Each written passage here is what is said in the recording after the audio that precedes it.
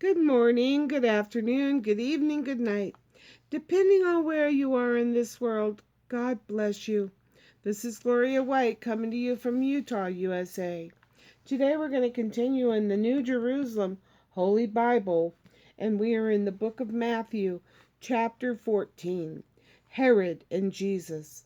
At that time, Herod the Tetrarch heard about the reputation of Jesus and said to his court, "This is John the Baptist himself. He has risen from the dead, and that is why miraculous powers are at work in him." John the Baptist beheaded. Now it was Herod that had arrested John, chained him up, and put him in prison because of Herodias, his brother Philip's wife. For John told him, "It is against the law for you to have her." He had wanted to kill him, but was afraid of the people, who regarded John as a prophet. Then, during the celebrations for Herod's birthday, the daughter of Herodias danced before the company, and so delighted Herod that he promised on oath to give her anything she asked. Prompted by her mother, she said, "Give me John the Baptist's head, here on a dish." The king was distressed, but, thinking of the oaths he had sworn and of his guest, he ordered it to be given her, and sent and had John beheaded in the prison. The head was brought in on a dish and given to the girl, who took it to her mother. John's disciples came and took the body and buried it. Then they went off to tell Jesus. First miracles of the loaves. When Jesus received this news, he withdrew by boat to a lonely place where they could be by themselves. He wanted to grieve. But the crowds heard of this, and leaving the towns, went after him on foot. So he stepped ashore. He saw a large crowd, and he took pity on them and healed their sick. When evening came, the disciples went to him and said, "This is a lonely place, and time has slipped by. So send the people away, and they can go to the villages to buy themselves some food." Jesus replied, "There is no need for them to go. Give them something to eat yourselves." But they answered, "All we have with us is 5 loaves and 2 little fish." So he said, "Bring them here to me." He gave orders that the people were to sit down on the grass. Then he took the 5 loaves and the 2 fish, raised his eyes to heaven and said the blessing. And breaking the loaves, he handed them to his disciples, who gave them to the crowds. They all ate as much as they wanted, and they collected the scraps left over, 12 baskets full. Now about 5,000 men had eaten, to say nothing of women and children. Jesus walks on the water and with him Peter. And at once he made the disciples get into the boat and go on ahead to the other side, while he sent the crowds away. After sending the crowds away, he went up into the hills by himself to pray. When the evening came, he was there alone, while the boat, by now some furlongs from land, was hard pressed by rough waves, for there was a headwind. In the 4th watch of the night he came towards them, walking on the sea. And when the disciples saw him walking on the sea, they were terrified. "It is a ghost," they said, and cried out in fear. But at once Jesus called out to them and saying, "Courage, it's me, don't be afraid." It was Peter who answered, "Lord," he said, "if it is you, tell me to come to you across the water." Jesus said, "Come." Then Peter got out of the boat and started walking towards Jesus across the water. But then, noticing the wind, he took fright and began to sink. "Lord," he cried, "save me." Jesus put out his hand at once and held him. "You have so little faith," he said. "Why did you doubt?" And as they got into the boat, the wind dropped. The men in the boat bowed down before him and said, "Truly, you are the Son of God." Cures at Gennesaret. Having made the crossing, they came to the land of Gennesaret. When the local people recognized him, they spread the news through the whole neighborhood and took all that were sick to him, begging him just to let them touch the fringe of his cloak. And all those who touched it were saved. The traditions of the Pharisees. Then Pharisees and scribes from Jerusalem came to Jesus and said, "Why do your disciples break away from the tradition of the elders? They eat without washing their hands." He answered, "And why do you break away from the commandments of God for the sake of your tradition? For God said, 'Honor your father and your mother,' and anyone who curses his father or mother will be put to death. But you say, 'If anyone says to his father or mother, anything I might have used to help you is dedicated to God, he is rid of his duty to father or mother.' In this way you have made God's word ineffective by means of your tradition. Hypocrites! How rightly Isaiah prophesied about you when he said, 'This people honors me only with lip service, while their hearts are far from me. Their reverence of me is worthless. The lessons they teach are nothing but human commandments.'" Unclean and unclean. He called the people to him and said, "Listen and understand. What goes into the mouth does not make anyone unclean. It is what comes out of the mouth that makes someone unclean." Then the disciples came to him and said, "Do you know that the Pharisees were shocked when they heard what you said?" He replied, "Any plant my heavenly Father has not planted will be pulled up by the roots. Let him alone. Leave them alone. They are blind leaders of the blind. And if one blind person leads another, both will fall into a pit." At this, Peter said to him, "Explain the parable for us." Jesus replied, "Even you, don't you yet understand? Can't you see that whatever goes into the mouth passes through the stomach and is discharged into the sewer? But whatever comes out of the mouth from the heart comes from the heart. And it is this that makes someone unclean. For from the heart come evil intentions, murder, adultery, fornication, theft, perjury, slander. These are the things that make a person unclean. But eating with unwashed hand does not make anyone unclean. Unclean meaning sin, covered in sin. The daughter of the Canaanite woman, healed. Jesus left that place and withdrew to the region of Tyre and Sidon. And suddenly out came a Canaanite woman from that district and started shouting, "Lord, Son of David, take pity on me. My daughter is tormented by a devil." Should say demon. There's only one devil. That's Satan. And he said not a word to answer her. And his disciples went, sorry, 1 second, my eyes are crossed. And his disciples went and pleaded with him, saying, "Give her what she wants, Because she keeps shouting after us.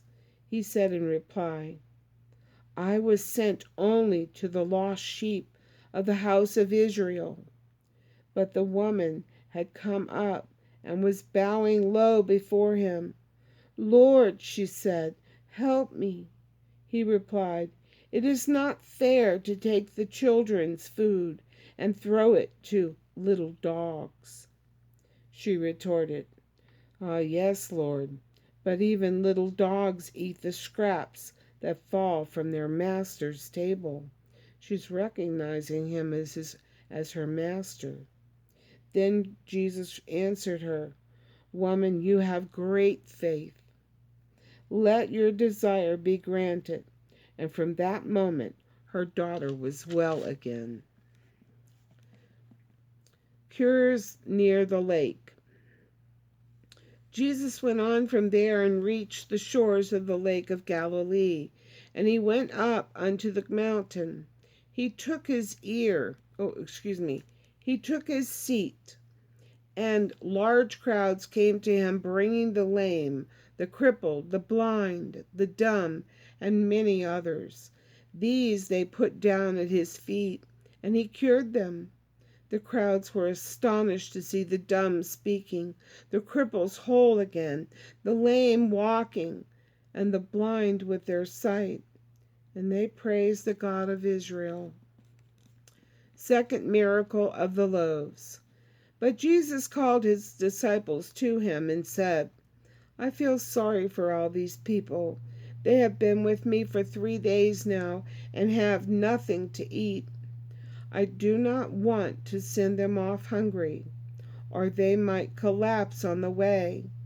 The disciples said to him, Where in a deserted place could we get sufficient bread for such a large crowd to have enough to eat? Jesus said to them, How many loaves do you have? And they said, 7 and a few small fish. Then he instructed the crowd to sit down on the ground, and he took the 7 loaves and the fish, and after giving thanks, he broke them and began handing them to the disciples, who gave them to the crowds. They all ate as much as they wanted, and they collected what was left of the scraps, 7 baskets full. Now 4,000 men had eaten, to say nothing of women and children. And when he had sent the crowds away, he got into a boat and went to the territory of Magadan. The Pharisees asked for a sign from heaven. The Pharisees and Sadducees came, and to put him to the test, they asked if he would show them a sign from heaven. He replied, In the evening you say, It will be fine, there's a red sky. And in the morning, stormy weather today. The sky is red and overcast. You know how to read the face of the sky, but you cannot read the signs of the times. It is an evil and unfaithful generation asking for a sign, and the only sign it will be given is the sign of Jonah. And he left them and went off. The sign of Jonah was the 3 days in the whale's body, and then he was spit out onto the shore, alive again. It's like Jesus, when he was crucified, was in the grave for 3 days and 3 nights, and then arose again. The yeast of the Pharisees and Sadducees. The disciples, having crossed to the other side, had forgotten to take any food. Jesus said to them, Keep your eyes open, and be on your guard against the yeast of the Pharisees and Sadducees. And he said among them, and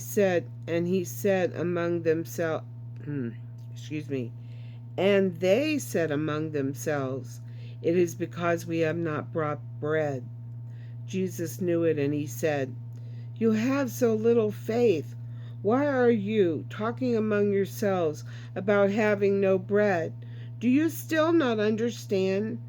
Do you not remember the 5 loaves for the 5,000 and the number of baskets you collected? Or the 7 loaves for the 4,000 and the number of baskets you collected? How could you fail to understand that I was not talking about bread? What I said was, beware of the yeast of the Pharisees and Sadducees. Then they understood that he was telling them to be on their guard, not against yeast for making bread, but against the teaching of the Pharisees and Sadducees. Peter's profession of faith, his preeminence. When Jesus came to the region of Caesarea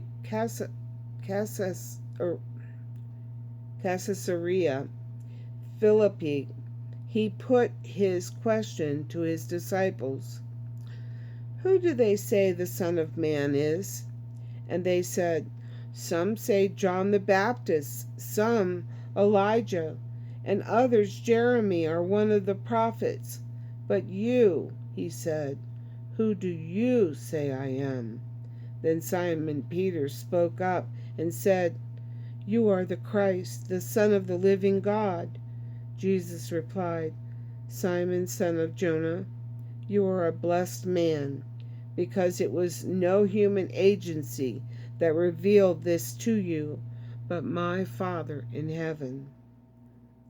So I now say to you, you are Peter, and on this rock will I build my community, and the gates of the underworld can never overpower it. I will give you the keys of the kingdom of heaven. Whatever you bind on earth will be bound in heaven.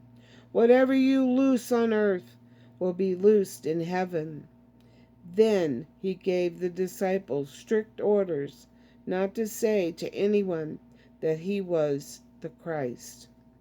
Look at that, Joe. He has the keys to the kingdom. Jesus gave them to Peter.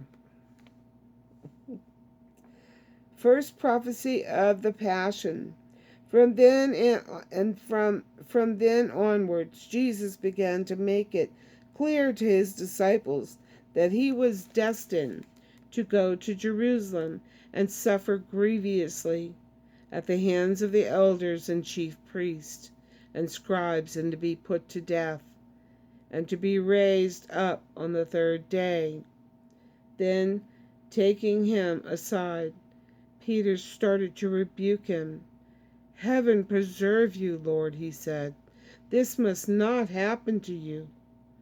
But he turned and said to Peter, "Get behind me, Satan. You are an obstacle in my path, because you are thinking not as God thinks, but as human beings do." The condition of following Christ. Then Jesus said to his disciples, "If anyone wants to be a follower of mine, let him renounce himself and take up his cross and follow me. Anyone who wants to save his life will lose it, but anyone who loses his life for my sake will find it. What then will anyone gain by winning the whole world and forfeiting his life? Or what can anyone offer in exchange for his life? For the Son of Man is going to come in the glory of his Father and his angels, and then he will reward each one according to his behavior. In truth, I tell you, there are some standing here who will not taste death before they see the Son of Man coming with his kingdom." And they all thought, "Ooh, which one of us is it going to be?" And so this is where they got this thought that Jesus was going to come back in their lifetime before they died. So who was it that that was going to see him coming in his kingdom. The Transfiguration. 6 days later, Jesus took with him Peter and James and his brother John, and led them up a high mountain by themselves. There in their presence he was transfigured. His face shone like the sun, and his clothes became as dazzling as light. And suddenly Moses and Elijah appeared to them. They were talking with Jesus. Then Peter spoke to Jesus. "Lord," he said, it is wonderful for us to be here. If you want me to, I will make 3 shelters here. One for you, one for Moses, and one for Elijah." He was still speaking when suddenly a bright cloud covered them with a shadow. And suddenly from the cloud there came a voice which said, "This is my Son, the beloved. He enjoys my favor. Listen to him." When they heard this, the disciples fell on their faces, overcome with fear. But Jesus came up and touched them, saying, "Stand up, do not be afraid." And when they raised their eyes, they saw no one but Jesus. The question about Elijah. As they came down from the mountain, Jesus gave them this order: "Tell no one about this vision until the Son of Man has risen from the dead." And the disciples put this question to him: "Why then do the scribes say that Elijah must come first?" He replied, "Elijah is indeed coming, and he will set everything right again. However, I tell you that Elijah has come already, and they did not recognize him, but treated him as they pleased. And the Son of Man will suffer similarly at their hands." Then the disciples understood that he was speaking of John the Baptist. The epileptic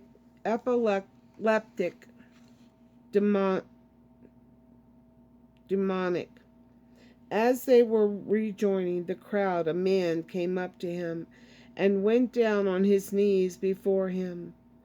"Lord," he said, "take pity on my son. He is demented and in a wretched state. He is always falling into fire and into water. I took him to your disciples, and they were unable to cure him." In reply, Jesus said, "Faithless and perverse generation, how much longer must I be with you? How much longer must I put up with you? Bring him here to me." And when Jesus rebuked it, the devil came out of the boy, who was cured from that moment. Then the disciples came privately to Jesus. "Why were we unable to drive it out?" they asked. He answered, "Because you have so little faith. In truth, I tell you, if your faith is the size of a grain of mustard seed, you will say to this mountain, 'Move from here to there,' and it will move. Nothing will be impossible for you." That's faith. That's believing. Second prophecy of the Passion. Excuse me 1 second. I'm going to get a sip of water. Okay, well, I'm back. And what I just realized is I've read straight through chapter 16. And I was intending on just reading chapter 14. So, forgive me for that. But I'm going to leave it recorded. I'm not going to redo it with just chapter 14. But the next chapter we will read from the New Jerusalem Holy Bible will be chapter 15. So consider it a blessing that you've heard it, and you'll hear it again. I hope you hear it many, many times, and I hope you lay these words in your heart, that you can use them and what Jesus said to direct you in your lives. Write it in your heart. And as always, I love you.